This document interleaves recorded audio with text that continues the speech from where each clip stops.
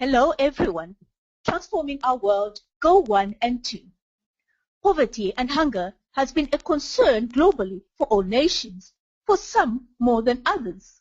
Between now and the year 2030, we have embarked on SDGs or Global Goals 1 and 2, which resolve to eradicate poverty globally in all its forms, namely political poverty, economic poverty, spiritual poverty, material poverty, physical poverty, and societal poverty.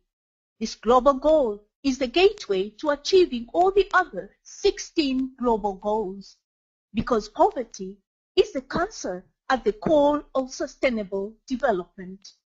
The second goal, to end hunger, achieve food security, and improve nutrition and promote sustainable agriculture, can only be achieved effectively when poverty is eradicated globally. Our target is to eradicate poverty effectively by the year 2030, so that very few people in all countries fall below the poverty line and on the marginal line of $1.25. Therefore, we need to unite globally to achieve the following targets. 1. Each nation must find ways and means to reduce poverty in all forms and enhance social protection systems that will help to cover the poor of the poor and the vulnerable in their country. In Africa, we need quality education to educate the poverty cancer root level, comprising politicians, economists, ministers, and all government officials in leadership roles to be educated on political skills, economics, planning skills, and spiritual passion to love and acknowledge their duty towards the people they serve. The leaders need to be guided to see, feel, and act to respond and empathize with the poor. 2. Equal rights to economic access to basic services, clean water, proper sanitation, equal land distribution, and housing must become a priority in national development. In most of our communities in South Africa and the whole of Africa, the poor do not have access to clean water, proper sanitation, and proper housing. This results in poor and healthy living conditions and poor health. Africa is not poor. It is rich in the natural resources, which it can utilize to uplift its economy. 3.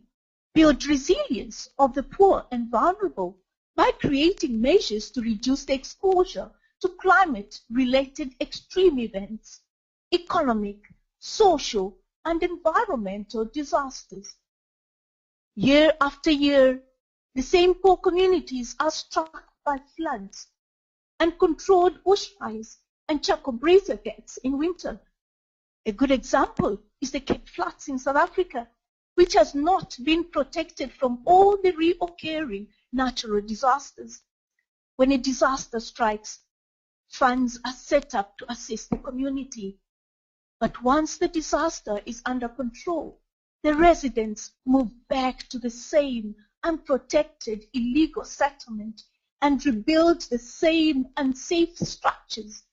And the vicious cycle, sadly, carries on from generation to generation.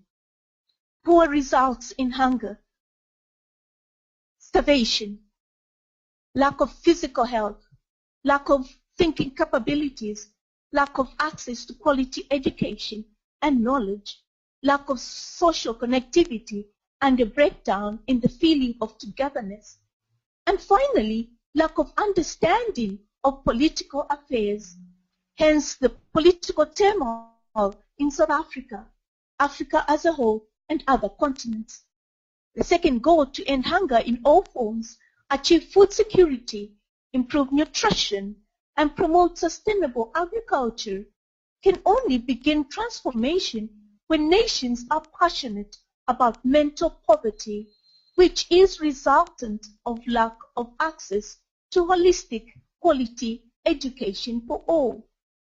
Today, millions are illiterate. Millions are starving. Millions have no basic rights to clean water and sanitation. Millions have no homes. Millions are dying due to unhealthy living conditions and malnutrition, while the leaders and top government officials spend millions on unnecessary expenditure. A few years ago, the total cost for building a clinic was 650,000 rand, and the opening ceremony for the same clinic was 850,000 rand. Clearly, our hope lies in good leadership, working towards quality education for all and eradicating fraud, negligence, misuse of funds, bad planning, and bad foresight.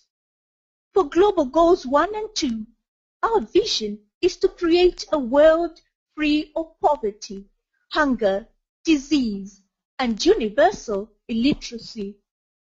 My appeal to you all is, help transform our world to end poverty and hunger in all their forms and dimensions, to ensure that all human beings can fulfill their potential in dignity and equality in a healthy environment by the year 2030. I thank you.